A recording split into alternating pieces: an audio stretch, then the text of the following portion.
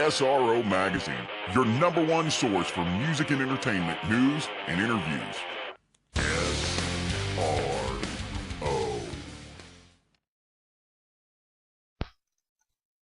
Hi, this is Alicia from SRO Mag Inc. speaking with Matt Brooks from Like a Storm. How are you? I'm doing great, thanks, Alicia. How are you? I'm doing wonderful. So tell me a little bit about you guys. I know you're from New Zealand. Yeah, well, you got that right. A lot of people we meet take this from Australia because of the accent. So you already went up on most people. Oh, nice. Yeah, we come from New Zealand. The band is made up of my two brothers and I. And we grew up in New Zealand, but we've been touring the States pretty much non-stop for the last almost 5 years. So we carry a lot on the road with Scott Stapp from Creed. Oh, okay. And yeah, we just played like half an hour ago here in New Jersey. It was awesome. That's great. What made you guys move to the U.S.? You came in 2009, right? Yeah, we moved to this before then because we made our first record in Los Angeles. An amazing experience, coming from New Zealand. Oh, I'm sure. What's the difference? Like, how is it different? I mean, I know it's got to be a big difference. In really interesting way, I think I love New Zealand, and we're lucky that we get to go home to New Zealand every year when you guys have your winter. We go home, so we actually get 2 summers a year. It's pretty awesome. But New Zealand is an amazing place. It's just a really small place, and it's a long way away. So we wanted to come up to the States and, tour every night of the year and make records with, people that had worked on a lot of big albums and tour with bands that we looked up to. And, we've been really fortunate that we've got to do all of that. So our very first tour of the States was opening up the Creed on their reunion tour in 2009. Creed were one of my favorite bands when I was growing up, so it was kind of, there was a lot of hard work in between, but that was a pretty amazing feeling to have like one of those dreams realized to come from New Zealand and then be touring in the US, with a band that you really looked up to. Oh, yeah, that'd be amazing. Is that your favorite group that you've worked with? We've been lucky, man. We've toured with a lot of bands that we love. We've been lucky enough to play with Creed, and then we toured with Scott as a solo artist, which is what we're doing right now. We've also toured with Alter Bridge, so we've been lucky to tour with Creed and, the various sort of versions of those same guys. And then we've played with, Shinedown and it's just like, there's so many bands out of mud, and they've all been so awesome to us. So, we've been really lucky. But the Creed guys in particular, they've done so much for us, and they really gave us that first kickstart in the US, and that whole tour, really started our career here. So, they definitely have a special place in our hearts, for sure. Well, that's awesome. What's it like playing in a band with siblings? I always say the only thing worse than playing in a band with your brothers is playing in a band with people who aren't your brothers. And, it's just because when we're out on tour, you spend 24 hours a day, 7 days a week with somebody. Even if it's a complete stranger, after one tour, you feel like you've been married to them. I think just playing with your family, you know each other really well. And so, some rules come up on the road because they would, they do with any band, because you just spend, you literally just spend your life, traveling the country together. Right. But being family definitely helps. And then the other thing, which is really the main thing, is that the three of us just have such a natural musical chemistry together. And we actually all grew up playing in different bands. So we weren't like a Hanson or like a family band, you know. Right. All three of us gravitated towards music, but we all gravitated towards being the singers and songwriters in our own bands. And as we started to get, you know, when we were like teenagers, we'd be guitars and drums and instruments, you know, laying around the house. And so the three of us would jam, never thinking it was anything serious, just for fun. And it was always just so effortless when the three of us played together. So I think after a while we just realized that, you know, if we really wanted to play music, you know, if this is what we wanted to do with our lives, then, you know, it kind of made sense for the three of us to do it together. That has to be amazing. That would be awesome. But it's been crazy because, you know, on top of the music, you share all these crazy, like almost unbelievable experiences, you know? Like, you know, making a record on our own, you run into the guitarist from Stone Temple Pilots in the grocery store. And it's like, that literally never happens in New Zealand. Right. New Zealand is my home and I love it. But you're never going to run into the guys from Stone Temple Pilots because you're on the wrong side of the world. You know, it's just all these really crazy experiences that happen, you know, that go hand in hand with playing music. And, you know, the three of us have got to share those together, which has been, you know, really awesome. That's great. I noticed you guys all play like a variety of different instruments. How did you all learn to play so many different things? I'm like, when I was looking at stuff, I was like, wow, they play a little bit of everything. Yeah, well, you know, it's funny because we all, when we were growing up, our parents were really keen that we learn to play the piano. You know, they wanted us to play sports, but they just thought it was good to learn an instrument. And I don't think they were really prepared for the fact that, you know, we would kind of fall in love with music the way we did, and it would, you know, take over our lives. But we all started playing piano as kids, and from piano we kind of got into playing other instruments. So my brother Ken, who plays bass, and I play guitar like I said, we both actually played drums. So after learning piano, Kent and I switched to drums, and it was Chris who was the first one of us to play guitar.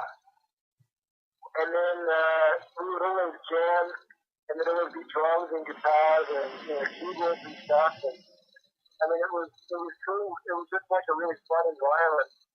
And so as we all got into different instruments, you know, we could always jam in different combinations. And pretty much we have like a jam band that the three of us would do when we get together. You know, we always joke it's kind of like a wedding band. So we have like, you know, all three of us are in like a storm, but we have like a version of us three brothers where we don't play like a storm, where I play drums, and you know, we just kind of stuff around, and it's cool because it reminds me of when we were kids. We just pick up any instrument that was around, and then I'm not saying that we were very good, but we should get a tune out of it, you know? That's wild. So you guys can switch around a little bit. Yeah, well, I mean, I think we just love playing music so much that, you know, I think we all love writing songs and singing songs, and so ultimately, you know, singing and playing guitar is one of those things that I think as a songwriter you can kind of get into. And then, you know, we all play piano with kids, so we do all of the keyboards and programming on our record. And then, you know, Chris, our lead singer, he plays the didgeridoo. And, I mean, you know, we just love music. And it's kind of cool to take all of these things that we grew up just stuffing around on and incorporate them into our music. And what we did with our single, which is out right now, Love the Way You Hate Me, we just thought it would be the coolest and craziest thing to take a didgeridoo and put it in this like hard rock song, and we didn't really know how it was going to pan out, but we just thought it was worth trying because we always loved that instrument, and it came out sounding really cool. So it kind of opened the door for us to incorporate all these different instruments that we love into the band's music. Well, that's amazing. Like with 3 people and that much talent. That's pretty awesome. Well, I don't know if it's talent. I think we just didn't have anything else. I think it's got talent. So you mentioned "Love the Way You Hate Me," and that's on the newest album, The Chaos Theory Part 1. It is, yeah. That was on the Chaos Theory Part 1, and that's a record that we actually made while we were out on tour. Oh, nice. What made you decide to cover the Coolio's Gangster's Paradise? That's kind of a cool story. We were writing and recording Chaos Theory Part 1, and Gideon, who, has been in a band, has been around the band, knows that when you get into that writing stage, it's pretty focused and pretty insular, and you kind of lock yourself away from the world and, work on your art kind of thing. And so after a couple of months of that, we really felt like we needed a night off. We needed to go out into the world and, connect to the other human beings. And so Chris and I went out one night, and that song was playing, Gangsta's Paradise. And that had always been a song that we loved as kids. I mean, it was like, we loved rock, but we also grew up listening to all different kinds of music. And we loved Gangsta's Paradise. And when it came on that night, I guess we were in the mode of writing a record. So when it came on, the first thing, we just looked at each other and we were like, man, this is so awesome. Imagine if a rock band did like a heavy version of this song. And we were just kind of sitting there, I guess, imagining how cool that would be. And then we're like, well, we do play in a rock band, and we're currently making an album, so, why don't we just try it? It could be like this experiment. And so we went back to making a record, but every night we would shut down the studio and shut down whatever song we were working on that day. 6 Feet Under or Never Surrender, and fire up Gangsta's Paradise. And we were doing it in the middle of the night, and it was almost like the secret, And we, I guess we took the approach that we were taking with our other songs, kind of without realizing. So we started adding all these things into that song to make it sound more like our band. And before we knew it, we'd written a lot of new parts for the song that we loved. We put in a guitar solo, we put in, a screaming part, all the stuff that we were starting to incorporate more and more into our music. And by the time it was finished, we just loved it.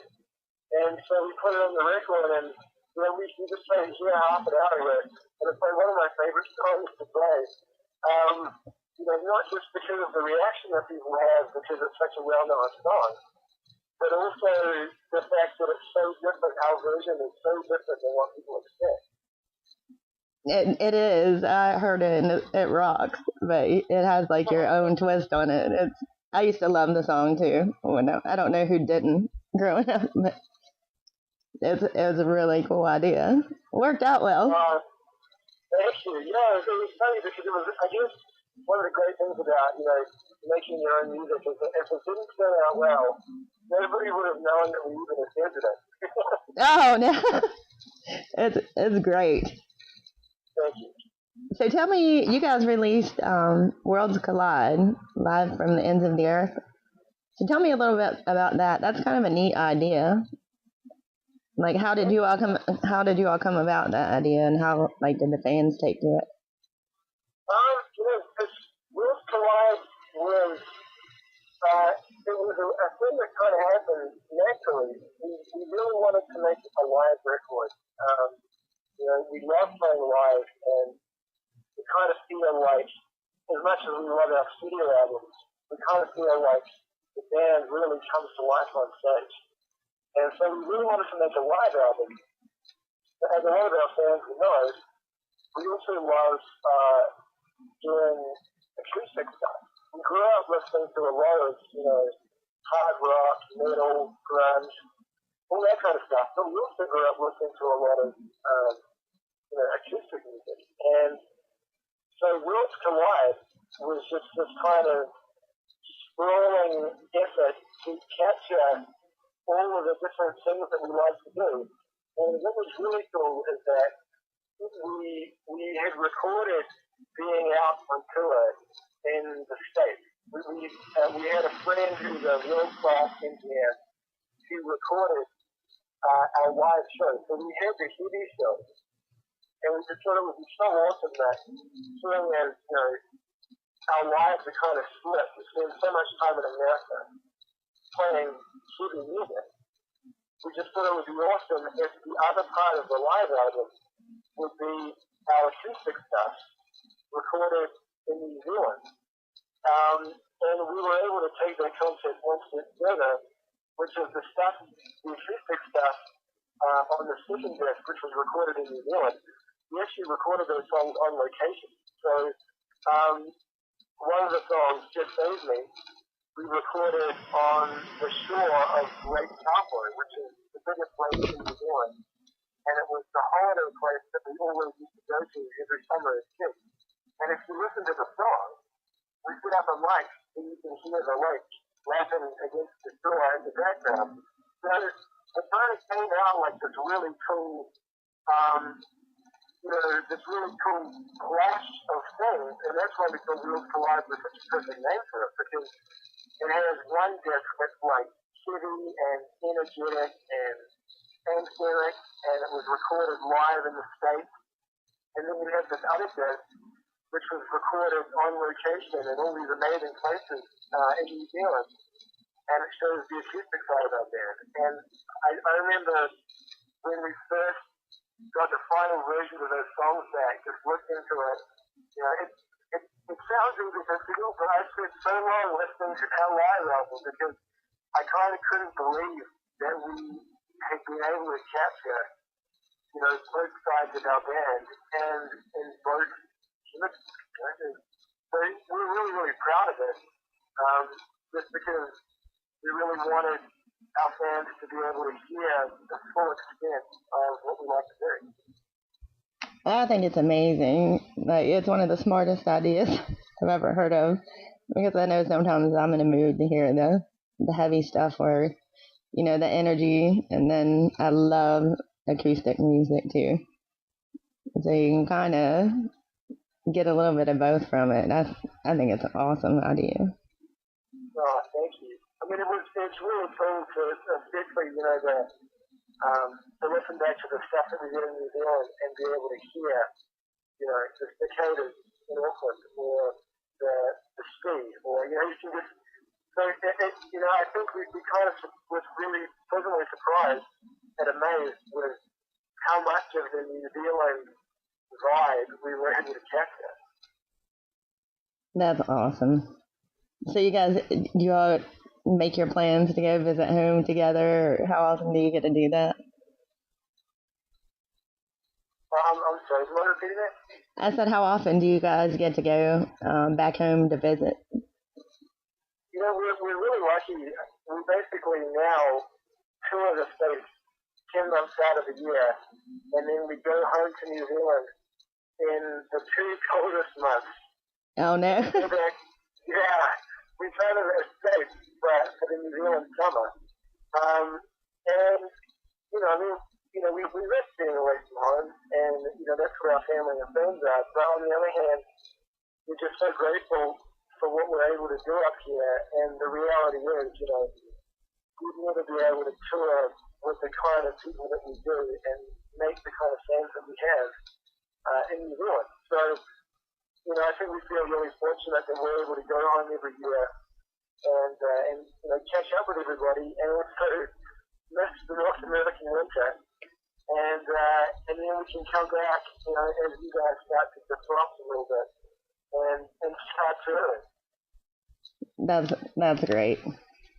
So, other than you're doing a solo tour with Scott Stapp, do you all have anything else going on? Yeah, we do. We actually we've got a ton coming up. We have a bunch of festivals that we're doing. The next festival is a really cool festival. We're playing with Non-Point and Pop Evil, Gemini Syndrome, a whole bunch of awesome bands.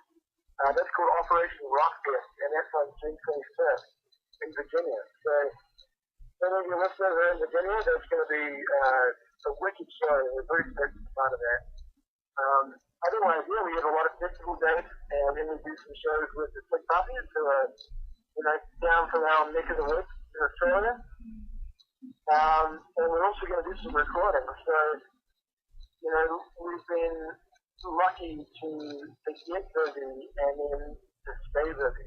So, usually while we're in the States, it's pretty much non-stop between writing music, recording music, and touring. So we got a busy summer coming up. Well, we'll watch out for you. Make sure. I live in West Virginia, so I didn't know about the festival in Virginia. Well, we just rode through West Virginia the other day, and we went to Point Pleasant and checked out the Mothman statue.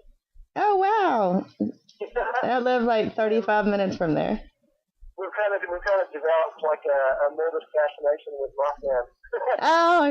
I've heard plenty of stories, and that road is scary at night.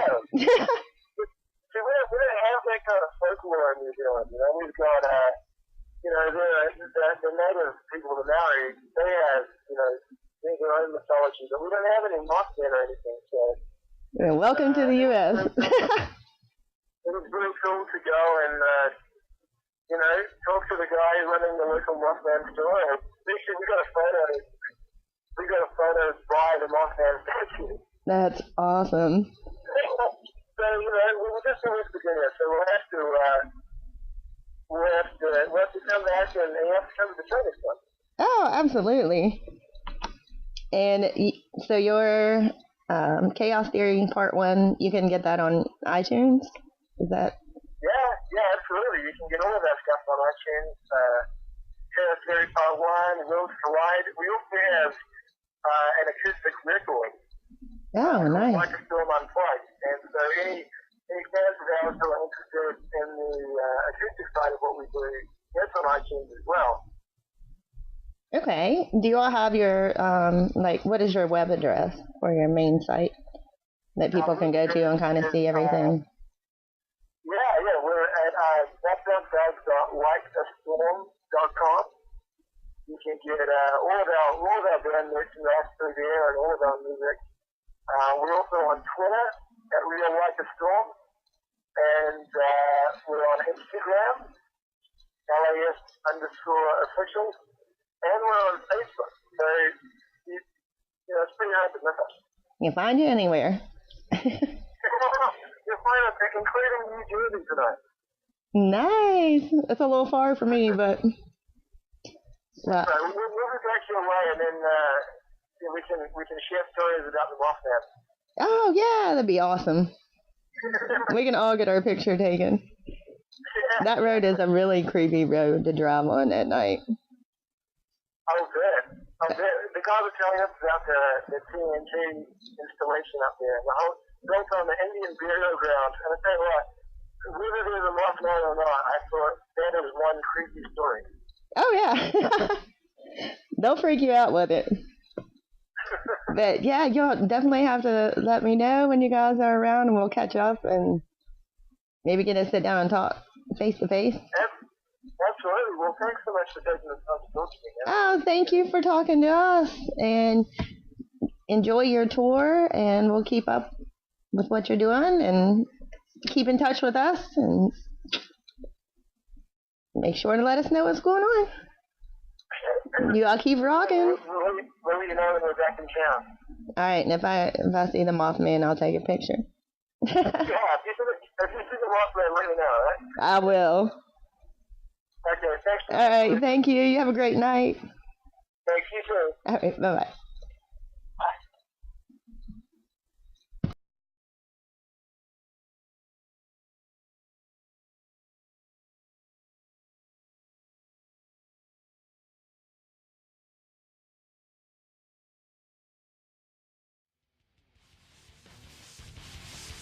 For more information on all the greatest bands in rock today, and for all your music and entertainment news, you know where to go. Go to SRO. That's SROmaginc.com. SRO Magazine is sponsored by Kick-Ass Cables, PhDRadio.com, Robert's Guitar, TDLMusicGroup.com. The SRO audio and video was done by Carson Drive Studios and SROmaginc.com.